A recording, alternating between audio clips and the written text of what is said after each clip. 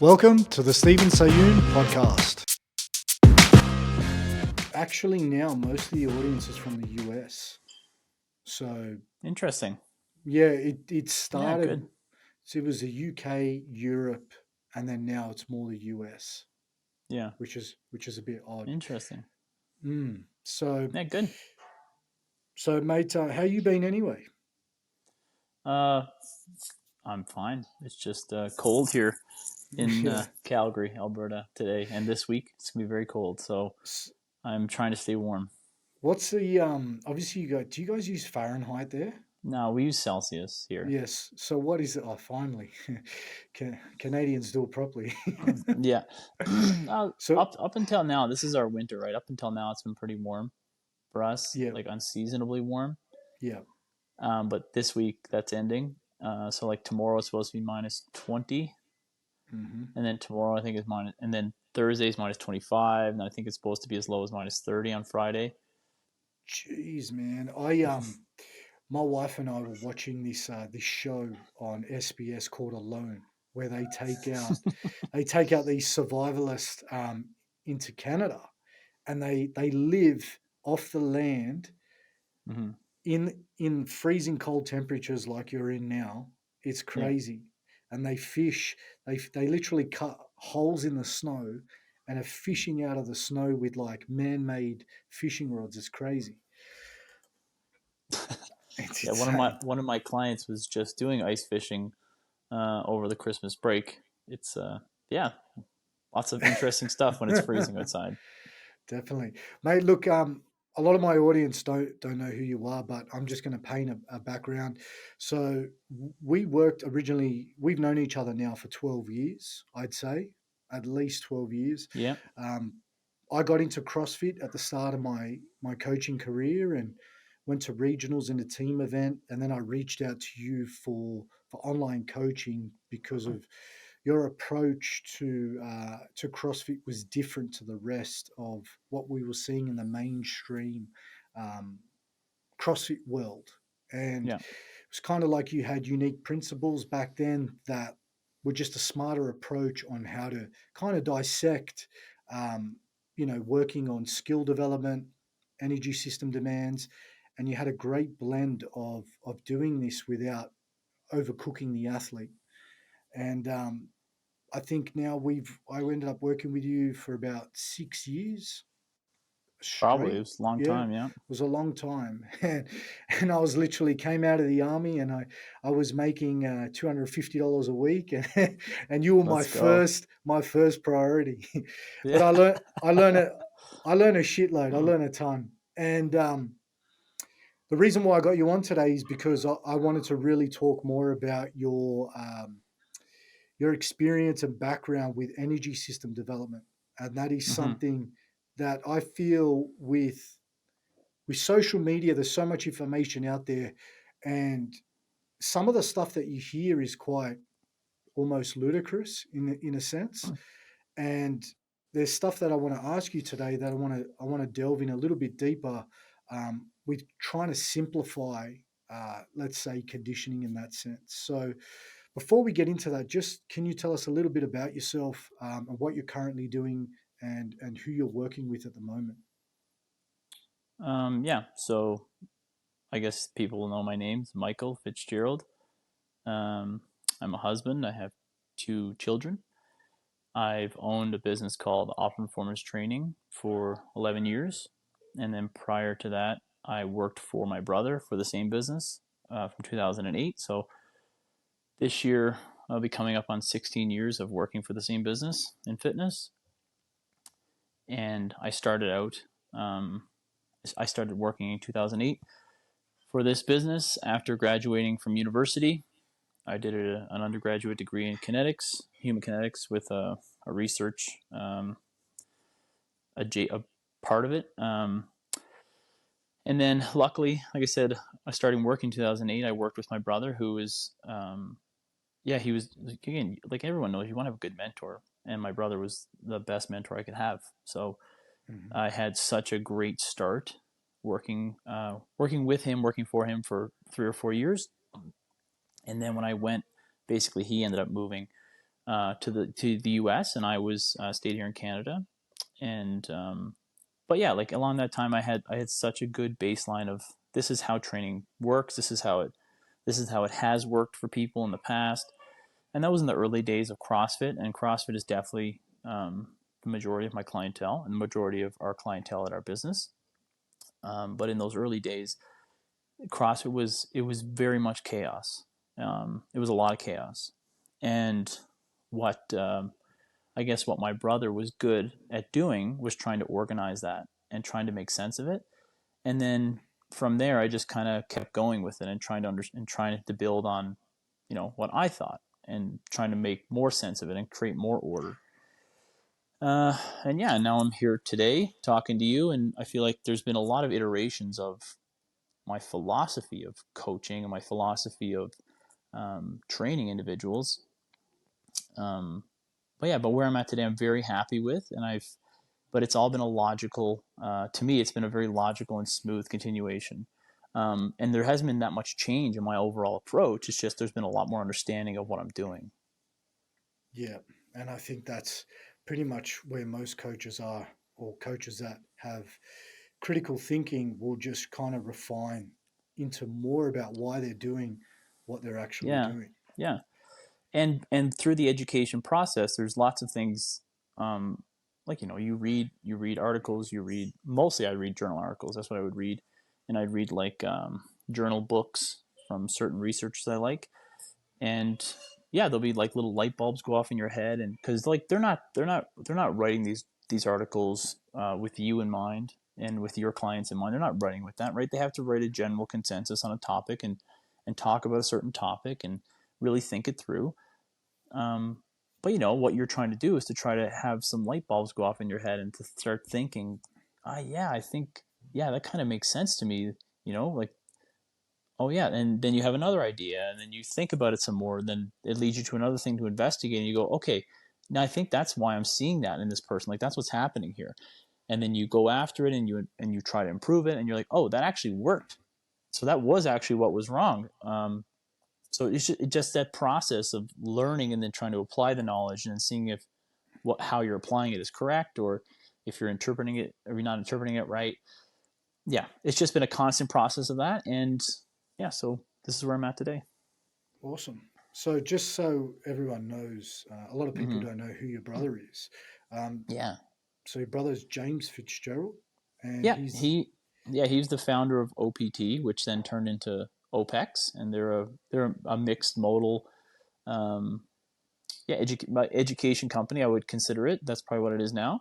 And they also do coaching, mainly for fitness, like CrossFit people, um, as well. But before that, he was big into all the classic. In the early 2000s, that's where I got all my knowledge from. Him telling me, he's like, "Hey, you should read this. You should read this." Like reading Paul Chek, read Charles Poliquin, read Dave Tate, read West Side Barbell, like yeah, mm, all that type of stuff. But what he brought into CrossFit, and which you mentioned is, um, and which I really loved was, and I really dug into, and I still really dig into, is the idea of how to approach endurance training. That's the real mm, thing, and how to conceptualize that, because a lot of people, I feel, don't conceptualize it in the right manner. Um, yeah, and it's just not thought of in the same way, right? Like people think about strength training, they're like, oh wow, we have to work on this technique to improve this position to get activation here and to do this, and then we're just going to do some endurance training. And you're like, wow, you really put a lot of thought into that, didn't you? But again, that's just right. People have what they prefer, right? A lot of people, I would say they're more technical in nature. They really like the technical aspect of things. They'll probably go more towards the strength side of things, the gymnastic focus, the position movement stuff. That's probably what they would really get into. mm-hmm.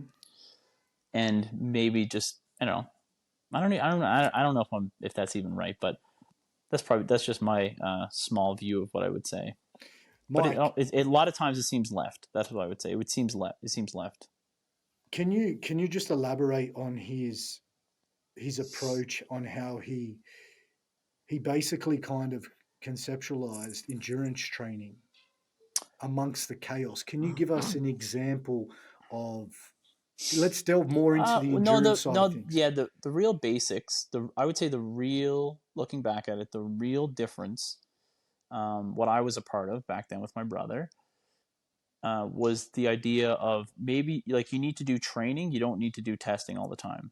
That was probably the main difference of going like you're not just going to do this in CrossFit terms. You're not just going to do this 3-minute AMRAP as hard as you can. You're going to slow it down a little bit. And you're going to do it a few times because that's how you're going to actually develop capacity is doing it multiple times, not just doing it once as hard as you can, right? Which is, again, at the time, remembering back to a lecture I went to for a CrossFit Level 1, right? They explained their methodology very clearly and their ideas very clearly. And I just remember thinking, I was like, because I remember one of the things he was saying about how they like don't be impressed with someone's training volume and whatnot. And I didn't at the time, but there was plenty of research at the time to just show like endurance training, the number one variable generally accepted for a successful endurance performance is volume. That's the number one variable. And so to say that training volume is not that important is just, it's not right. That's just wrong. So training volume is very important. But then the trick is then obviously how do you manage that training volume appropriately? And then how do you utilize your training time effectively? And that's, and just having the idea to think about that. And so because on myself, we weren't inside CrossFit, I felt like we didn't have, like we weren't boxed into having to think a certain way of going, well, we have to do this because this is what we believe. It's like, no, we believe in trying to help people and make them better. And that's the starting point. And then we're going to go from there. Not we have to do constantly varied functional movements, high intensity. It didn't go like that.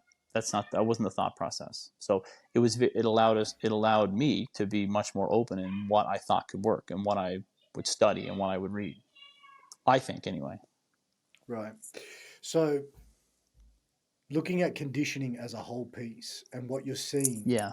people that try to break down energy system development. Yeah. And you made a great point. It's either sustainable or it's unsustainable work. And the middle ground is pretty much a train ride to being unsustainable.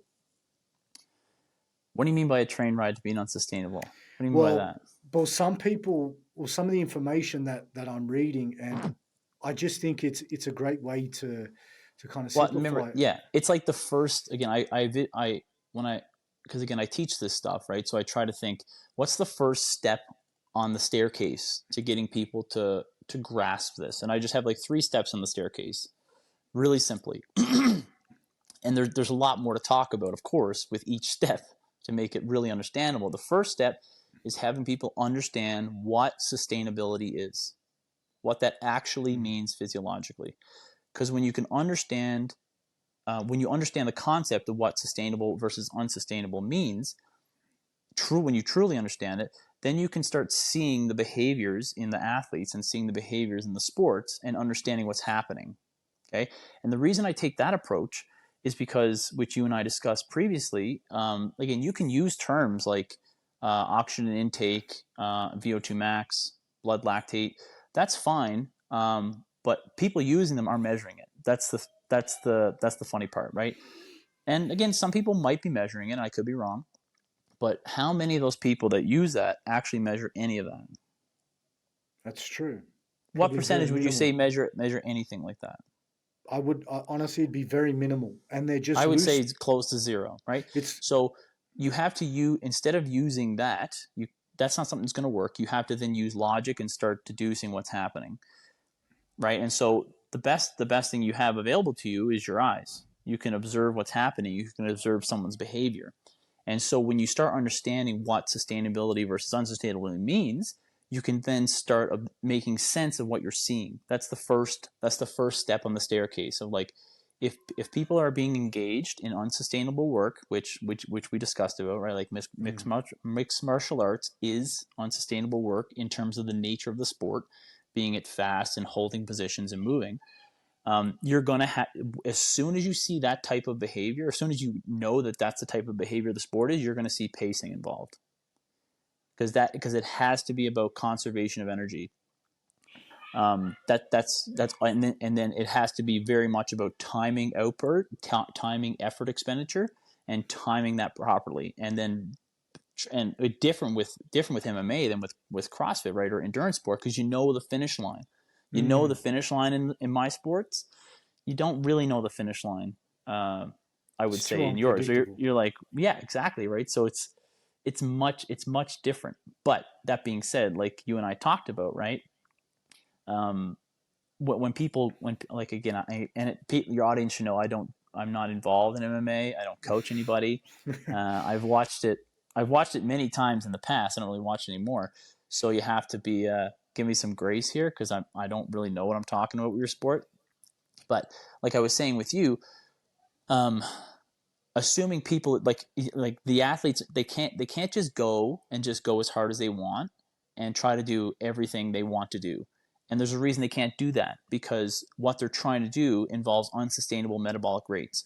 And if they keep doing that, they'll burn out, right? And then so you just do that that's what I call it, the first step in the staircase. You go, oh, okay.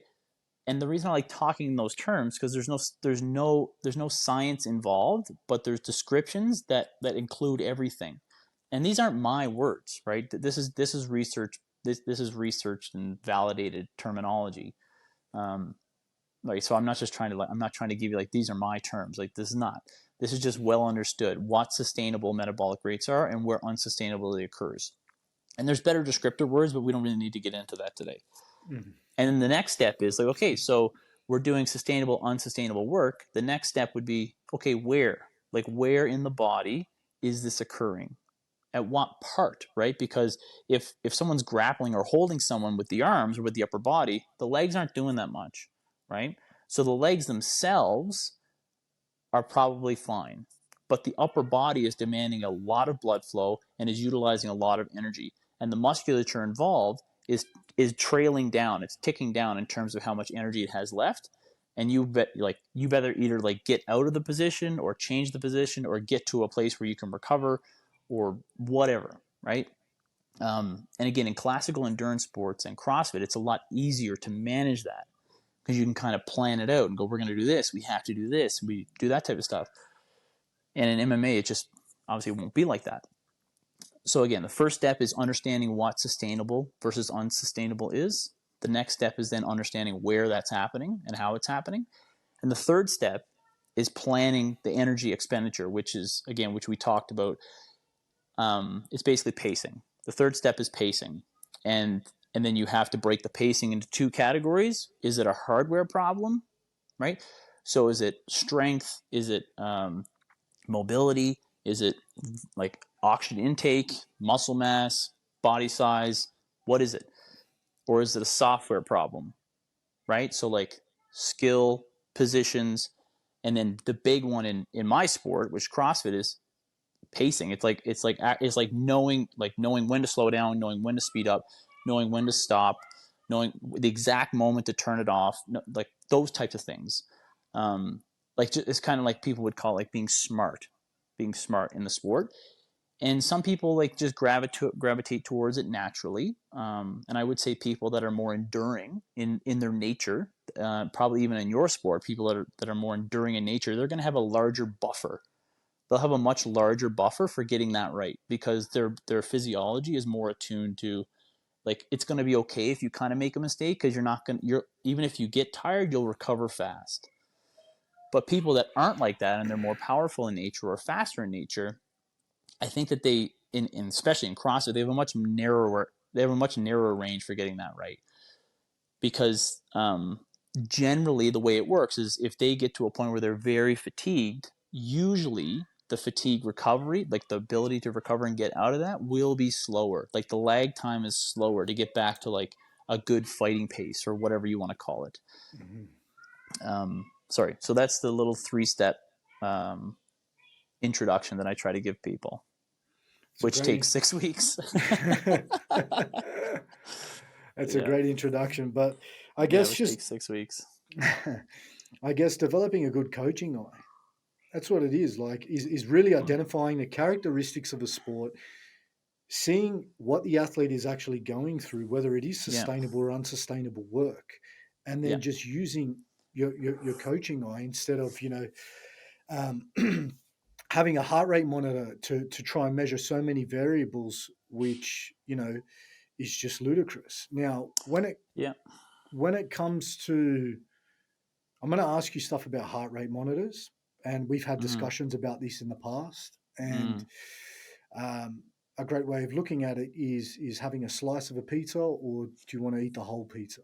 And Yes, that's what I'm we just going to talked get about. you to elaborate a little bit more about on measuring or utilizing heart rate monitors for fatigue or to gauge someone's intensity of work. What are the common problems you see with people using heart rate monitors?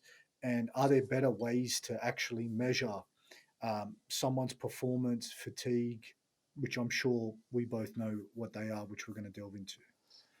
Yeah, so we got to connect that back to the discussion of sustainable versus unsustainable. Okay. And we'll get back there to that. But that, again, everything starts with that and understanding what's happening. So, um, again, and feel free to guide me along here because I'm just going to start talking. So, right. So, with heart rate monitors, yeah, again, I would say there is usage for them for sure, and specifically for what I do. Right, I do running. I train for running. I train for half marathon, for marathon, and so a heart rate monitor is a useful tool for me, and especially when I'm doing race pace running, because afterwards you can look at it during, you can look at it afterwards, and you can kind of see what's happening. And if you understand the physiology of the intensity domains, which again, when I'm running a half marathon, I should be sustainable. That should be the Mm-hmm. metabolism happening.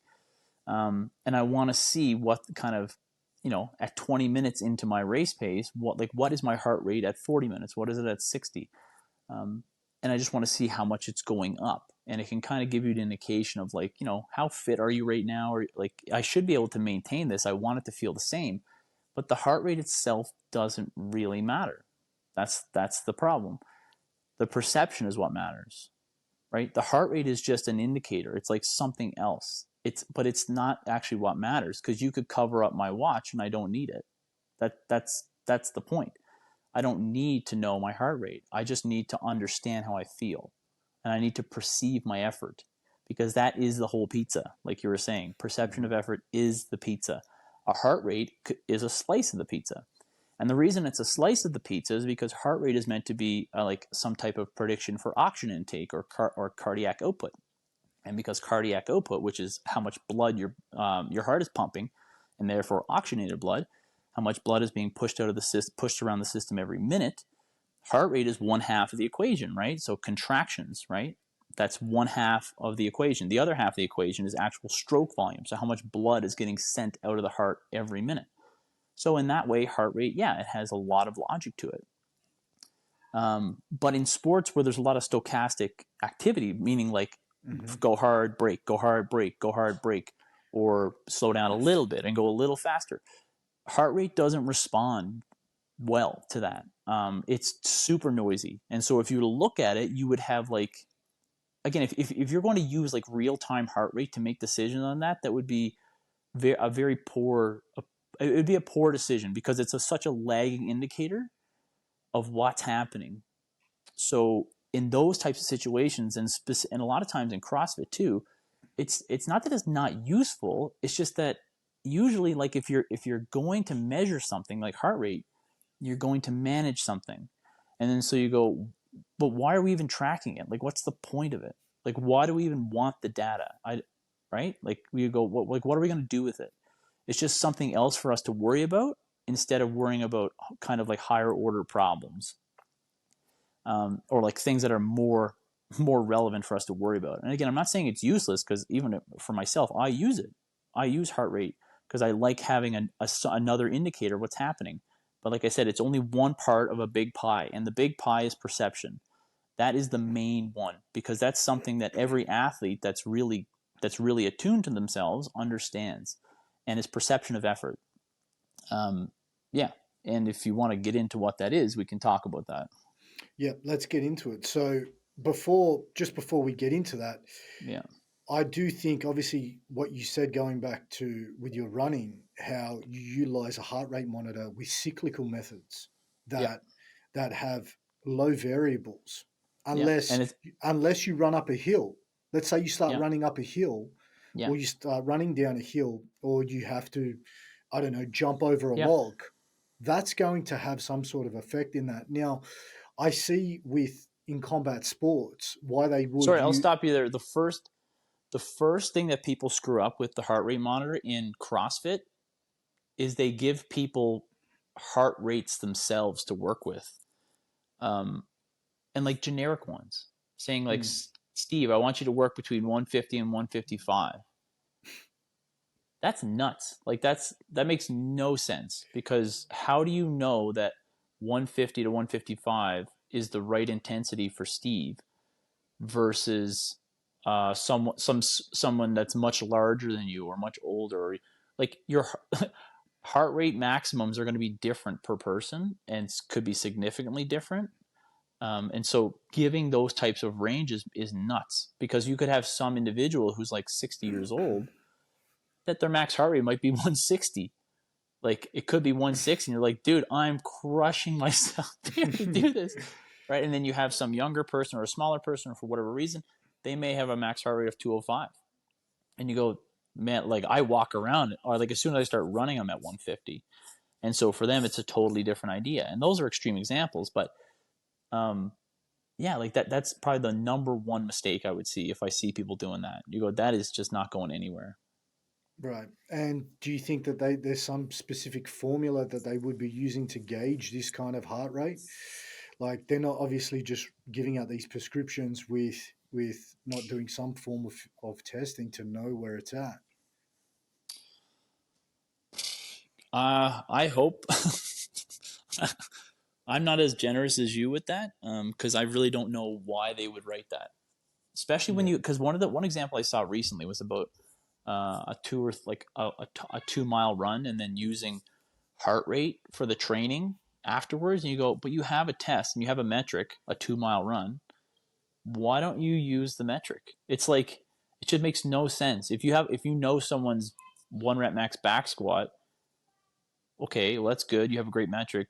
Why don't you use that as a reference point in the training versus using some other random variable? You're like, Mm, what? Why don't we use the maximum? We know what the maximum is. We should use that in training. Like, using heart rate to dictate pacing is backwards. It's ass backwards.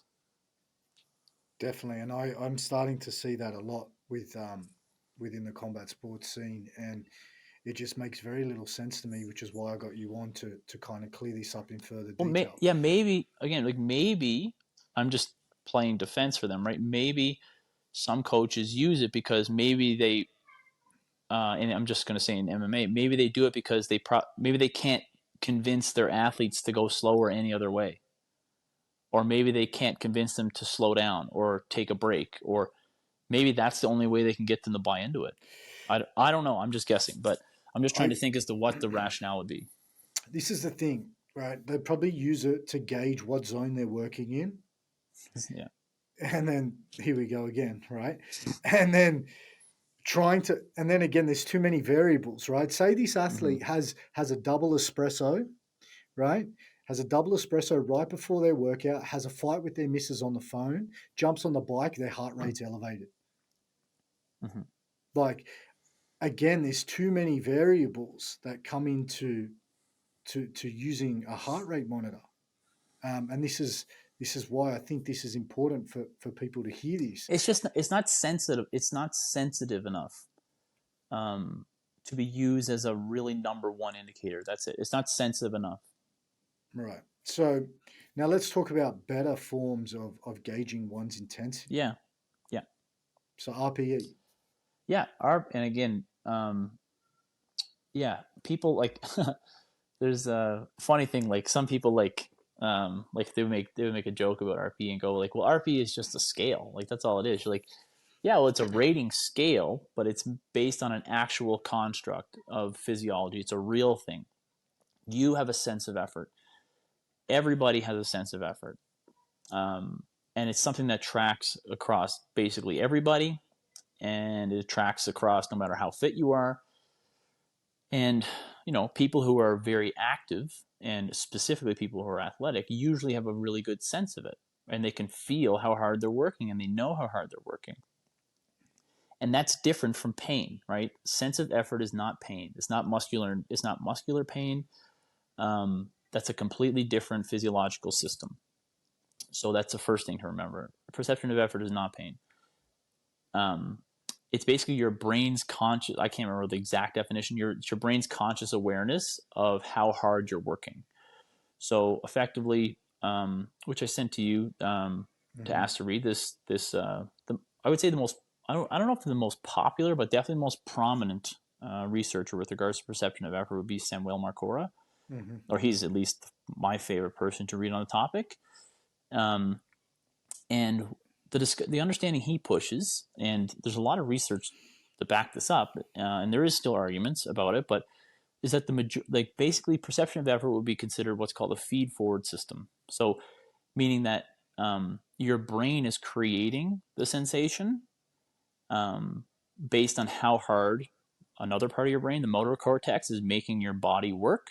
And it's sending those signals to a sensory area of your brain to sense how hard it is. So the brain is creating the sensation itself. It's not requiring feedback from your legs, like say while you're cycling. It's not requiring feedback to tell you how hard you're working. It's telling you how hard you're working based on the signal going down, not the signal coming back. That's obviously important because like one of the most popular studies about this is putting I think it's called Cure Air. They put like this injection into athletes, so it's kind of like I think it's called what is it, an anesthetic or something. So like they inject into someone's spine. Actually, and I asked an anesthesiologist about this. So they would just inject this into someone's spine, and they would block out all the feedback except the motor signals, right? So they wouldn't be receiving any feedback from the legs of any source of pain, right? So they wouldn't get any of that type of stuff. So these people would be cycling and they wouldn't really feel their legs. They'd be like, I can't really feel them.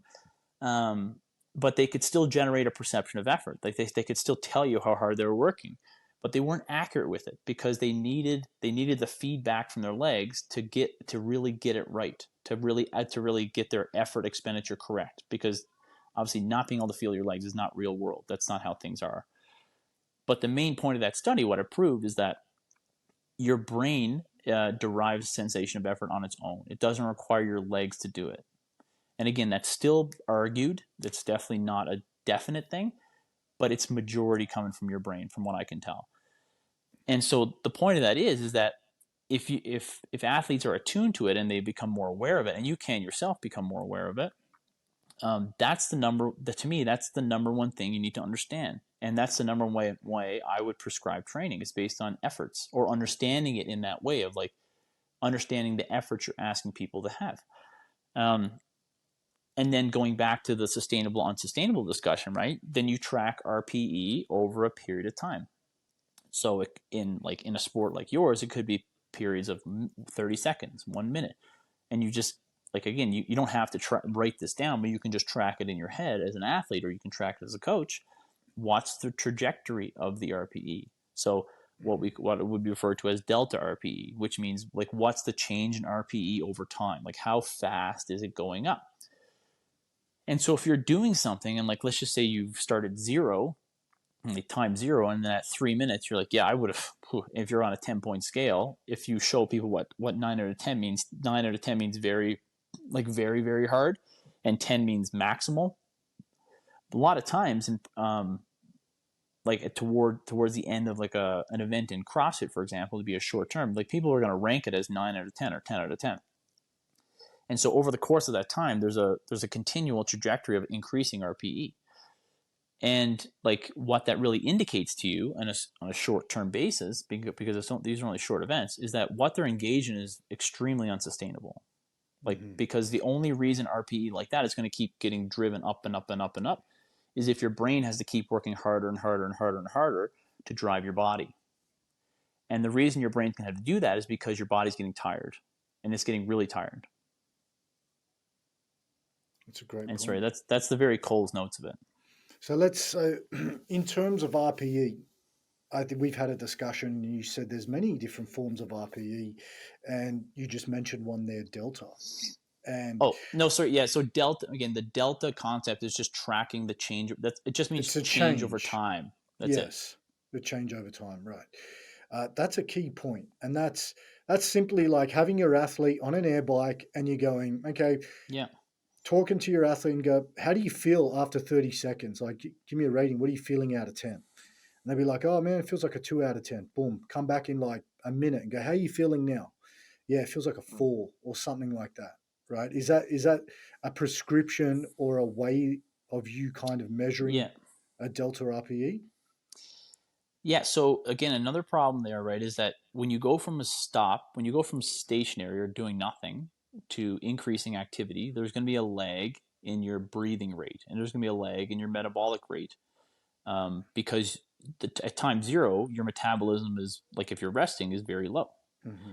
And at 2 minutes, even if you're going like, just 60 RPMs on an air bike, or if you use a different metric like You're going to 100, feel gas still. 125 watts, like over that time from 0 to 2 minutes, your body is going to be increasing oxygen intake to match the metabolic needs of the 60 RPMs. Okay. But then from 2 minutes to 6 minutes, and 6 minutes to 10 minutes, if it's like truly easy, or what, a lot of people use the term zone two. If it's in zone two, there should be effectively no change in RPE over the course of those next 4 minutes, those next 10 Mm. minutes, those next 15 minutes, those next 20 minutes. After a while, there will be a change, for a different reason. But in that short term range, there should be effectively no change in RPE. They should just keep saying, yeah, it's like 2, 3 out of 10, very like light, not hard, or easy, or like comfortably uncomfortable. There's a whole bunch of different ways of getting the right terminology to anchor it to an intensity. And then, like you said, talking to athletes is a great way of doing it too, because if they are, like, physiologically, if they are in zone two, again, I really hate that term, but if they're below that first threshold of lactate production, um, they're not going to be out of control with their breathing, and they're going to be able to talk to you, even if you're as annoying as me and they don't want to talk to you. But like, they should be able to, because they should have the ability to use that oxygen to talk. Okay. And by doing that, you're just trying to organize where the person should be in terms of intensity. But what will also correspond to that is they're going to have a stable RPE, and maybe even decreasing if it's a short term one, because they'll just be getting comfortable. Right. But what's not going to happen is, again, like I said, if you just start bike a little faster, 61 RPM, 62, 63, after a while, again, and you'd have to let it stay at those RPMs for 2 or 3 minutes at a time. But after a while, you're not going to flatline an RPE anymore. It's going to keep going up, and it's just going to keep going up until you fail, because you've left sustainability and you've entered unsustainability, and that's just the nature of physiology. Right. So, But it's much easier to see in an air bike than it is like in an arm bar. It's much easier to see on an air bike than it is with, in my sport, wall balls or burpees or deadlifts. It's much easier to understand it because it's very easy to see in front of you. But yeah, like I think you mentioned before, I can't remember what you were talking about, but the thing that popped in my head is that, like, usually the most important things are the things that are right in front of us, and we can't see it. Like, yes. it's not that we can't see it; we don't notice it, we don't observe it, or we're not seeing what we should be seeing. It's like, just these little clues are just right there, and you have to try to arm yourself with knowledge to try to be able to see them. Mhm. Definitely. Now, I know you don't like zone two, the term I zone just don't two. like the name. That's all. The zone, okay. I don't like And the name, because, like, in research, it would be called moderate intensity domain, and moderate intensity has a specific delineation and explanation with it, and it's been corroborated literally for decades. Um, and yeah, and then zone two is usually part of a 6 zone model, but then there's also a 3 zone model associated with endurance performance. So, right, it just gets confusing. mm, Um, and that's, yeah. So anyway, but I know what people mean when they say zone two. Um, sustainable anyway, so go work. ahead. Yeah, it should Sustain. be very sustainable, because That's it. it should be below the first lactate threshold, or in talk test terms, it should be below any change in, like, having to take deeper breaths and not wanting to speak to another person. Right. So now, when we look at unsustainable sports and we look at hardware versus software issues, you have an athlete who's green in the sport, but let's say they have a high training age in the gym and they have Mm. extremely good hardware, but they have a Yes. poor software issue with Yes. learning the skill and pacing. Yes. This is something that I personally haven't really seen enough of, and I haven't seen it a lot with the athletes that I work with because we need to do more testing to see whether it is a hardware or a software issue. But then again, obviously, the testing that we're doing is not specific to the sport. It's just testing hardware externally to see the capacity in a controlled environment. And the tests that we use are not going to be very similar. Now, when you have majority of combat sport athletes are going to get their conditioning from their sport, obviously just practicing the skill. If you were to look at the work being majority of the time unsustainable, right, Yeah. especially with sparring, grappling exchanges, and especially with working with athletes who are at a lower training age or skill set in their sport, it's going to be a little bit more erratic because the software isn't developed as yet. Therefore, it's going to look like there's a hardware issue in that sense. Now, when you Exactly. when you take these athletes away from their sport, and let's say they wanted to, they're thinking that they have a hardware issue. If you were to prescribe any form of conditioning to do outside of unsustainable work, it would be pretty much sustainable work for these individuals to do, and that's Yeah. without impacting the skill set or taking Mm-hmm. anything away from it due to fatigue and things like that. So you'd have to test them to see whether it's a hardware or software issue to give you some more insight. Number two, then you need to actually look at the prescription that you're going to give these guys. Whether is it something that where they need more sustainable work, where it's not going to have an impact on their skills based training because it's predominantly most of the time unsustainable. So, sorry, I just lost you there. Sorry. Hmm. Can you hear me? Did I crap out or you crap out? No, you just you checked out for a second. Oh, okay. So what I'm basically getting at is if you're working with athletes who are doing predominantly unsustainable work within their skill set, Mm-hmm. why wouldn't we just prescribe sustainable work to do outside of their skills based training? Oh, outside of the skills based training. Yeah. Again, I don't know. I don't know. Yeah, I said I don't know the sport well enough to understand exactly what that means. So again, I'll just talk about it from CrossFit terms or in running terms. Uh, so again, if like one great thing you said, which is true, right?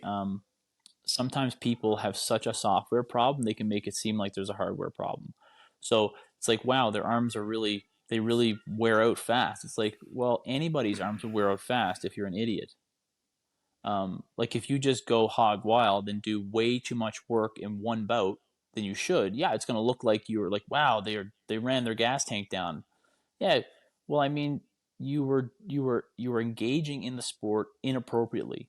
That's the first problem. And if that is a problem, specifically in CrossFit, if that is a problem, that's going to always be a problem. It's not going to be like, let's just jump on the bike and do 30 seconds of work, 30 seconds of rest, and we're going to fix it. Because that's not how it works. Um, and so they have to engage in the sport, engage in the movements because it has to be context dependent. And one thing I like to do is to like change pacing patterns. Um, and again, just with regards to CrossFit, because I don't want to speak for MMA and what to do there, but so one thing I find very interesting, and you see a lot with people like this, and I read an article recently which had a great concept. They used a great term. They called it a pacing template. So basically, people engage in the sport, in CrossFit, it's constantly novel scenarios. And in MMA, I'm sure it's novel scenarios too, because it's like a different opponent, different positions, different scenario. Like you're seeing different things all the time.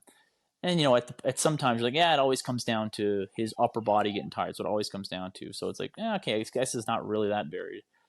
Um, but the pacing template idea means that in order for people to get better at like allocating their effort properly, they have to practice doing it in training.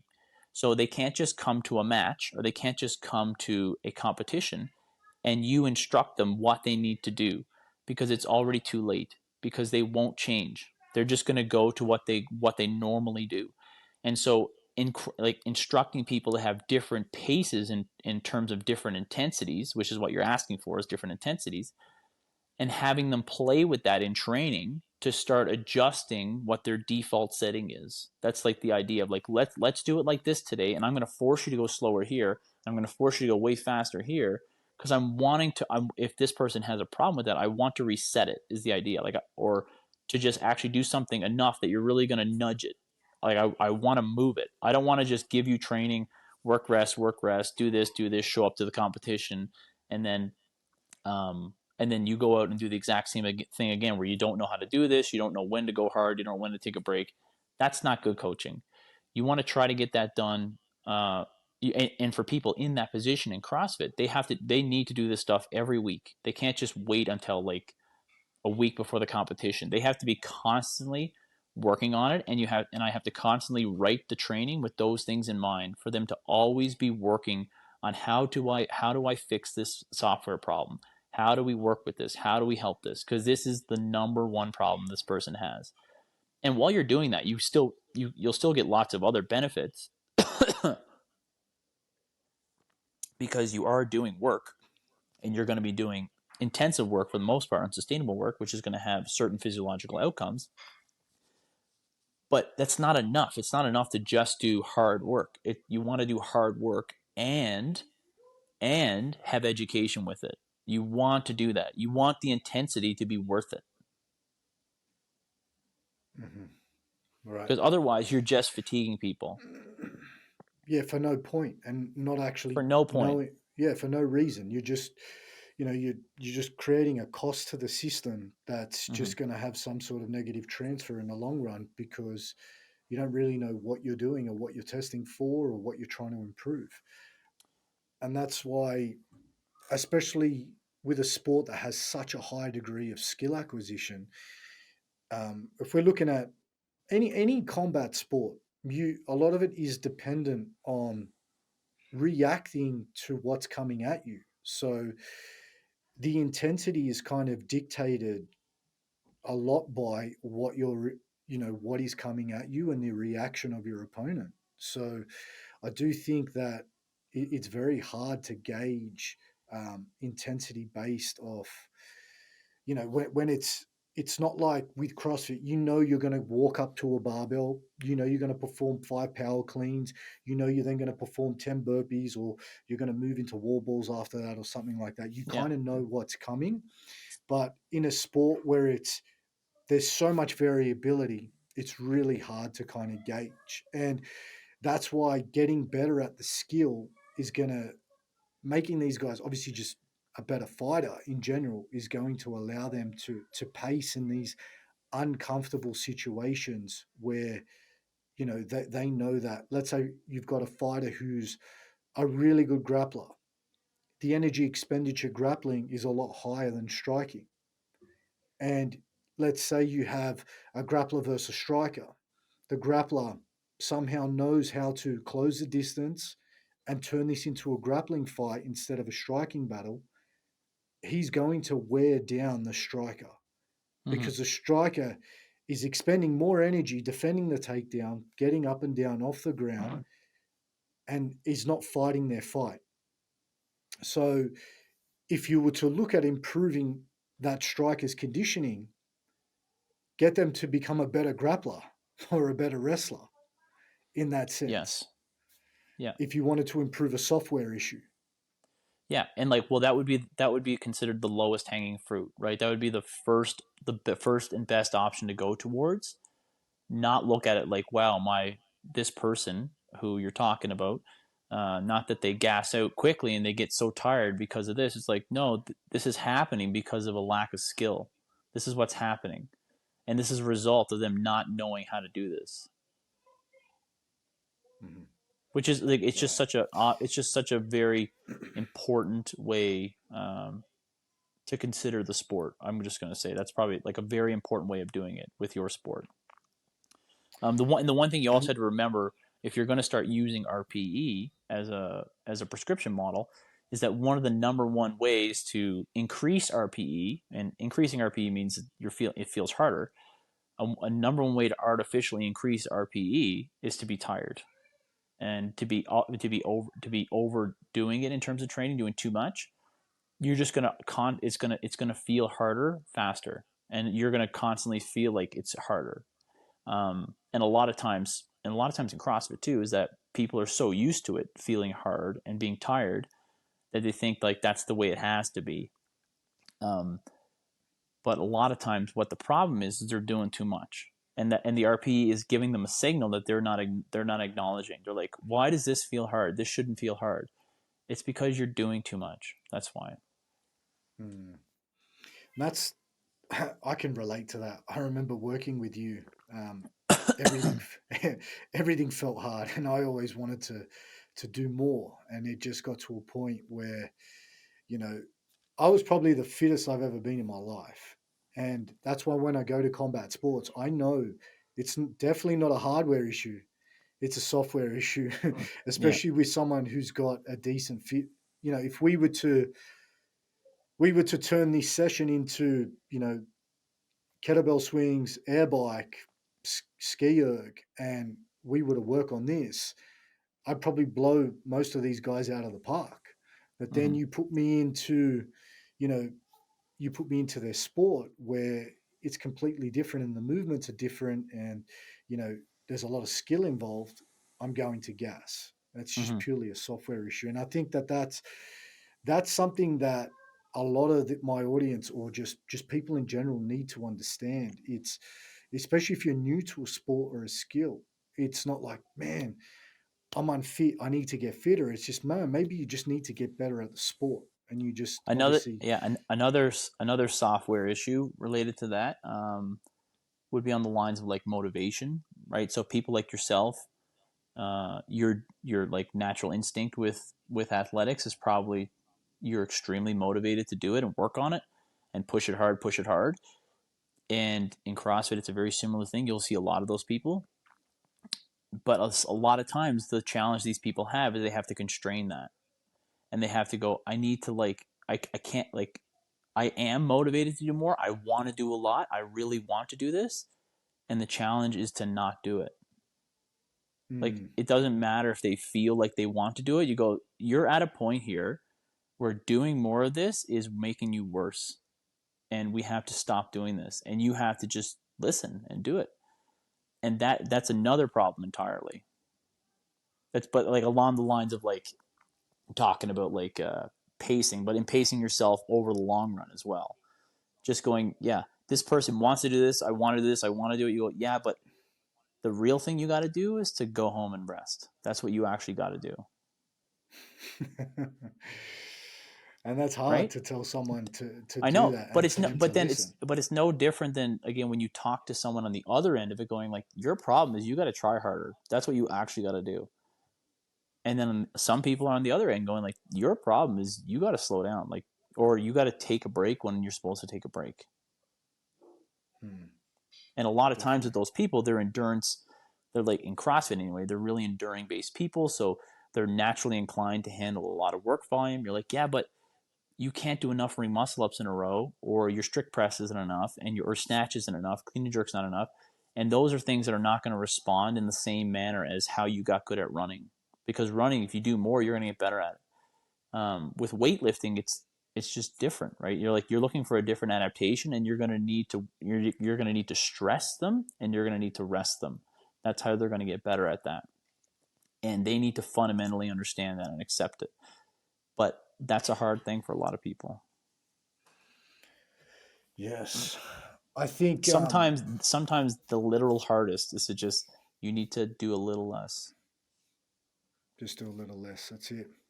And it's especially someone who validates themselves through working hard in a way some people athletes do, where they feel like they need to feel shit all the Yeah. time in order to justify in their heads that they're making progress, but in reality they're probably not. And I've been guilty of this.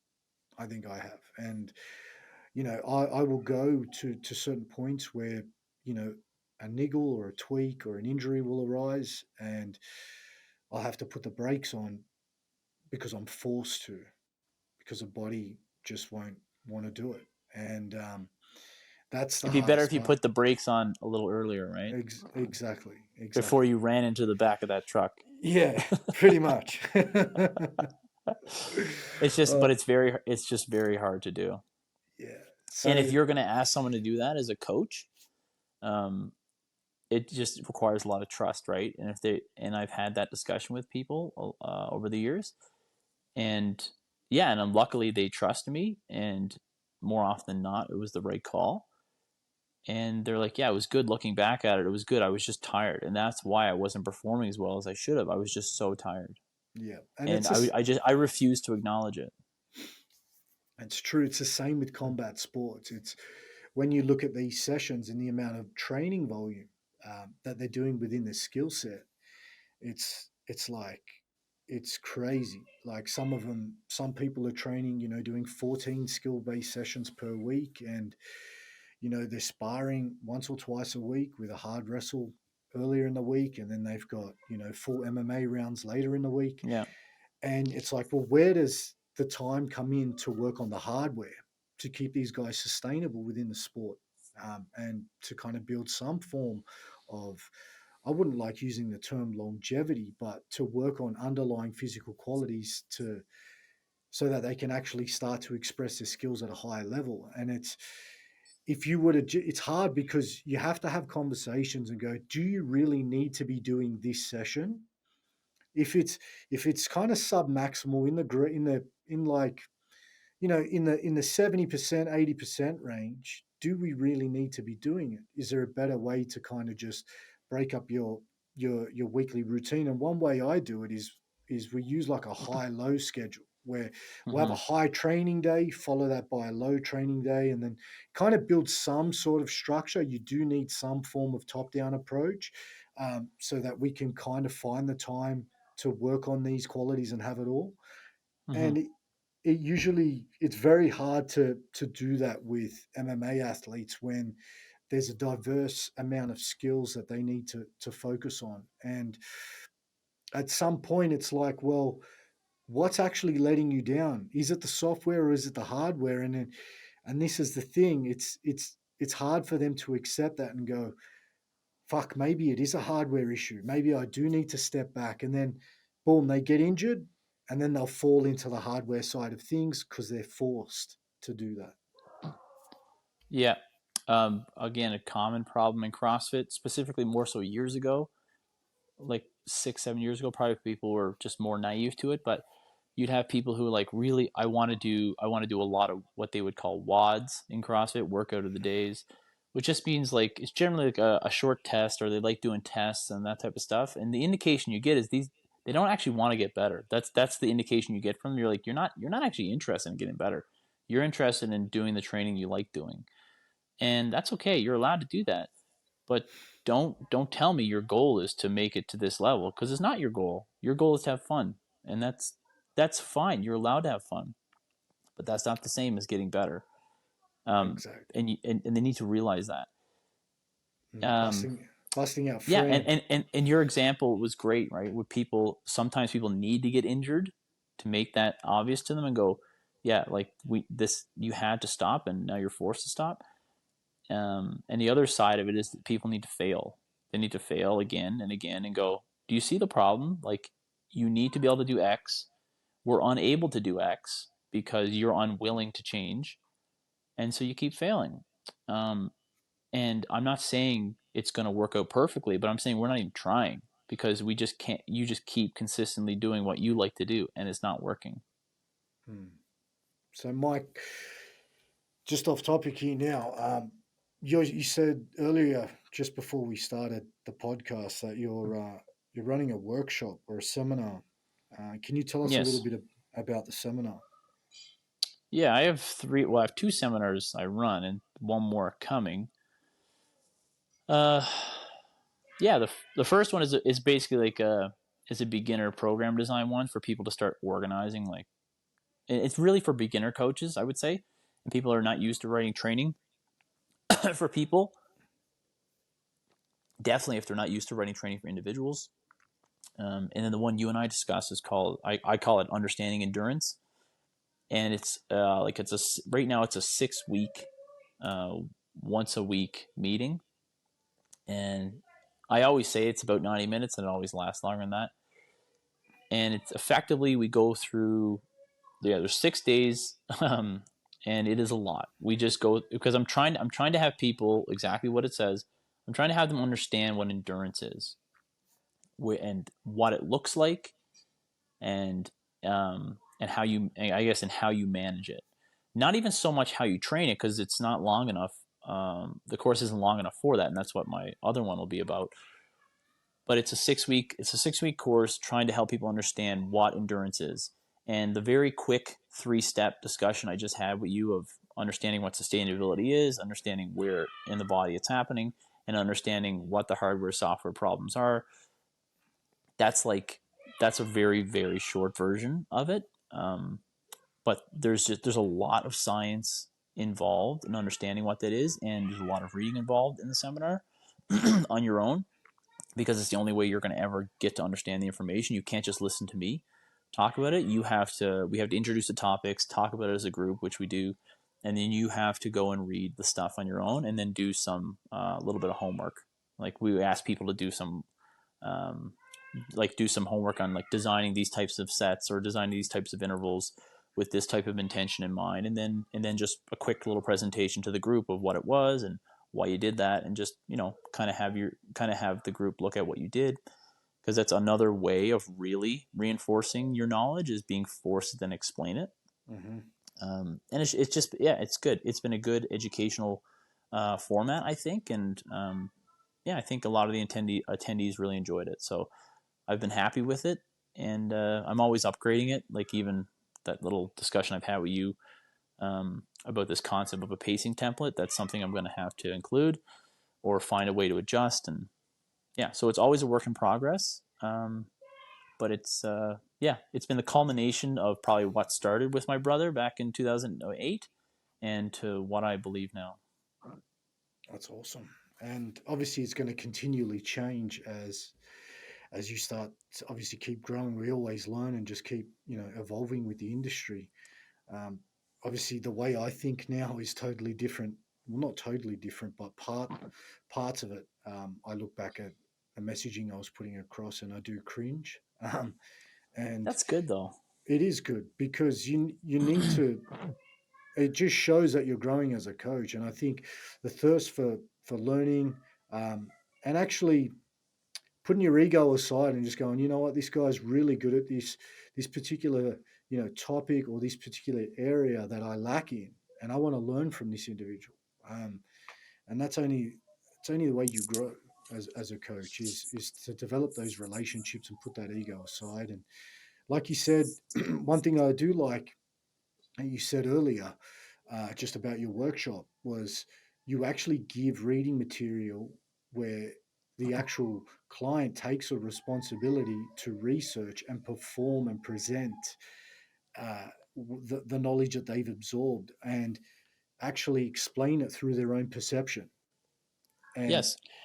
and And I should, yeah, that's how yeah. I learn. That's how I learn. That's how I mean, that's the best way for me. That's what works for me. So I Mm-hmm. need to sink it into my brain, and then I Yeah. need to go and apply it, and then fuck it up, and then do it Yeah. again, and just rinse I and should repeat. mention it. I should mention as well.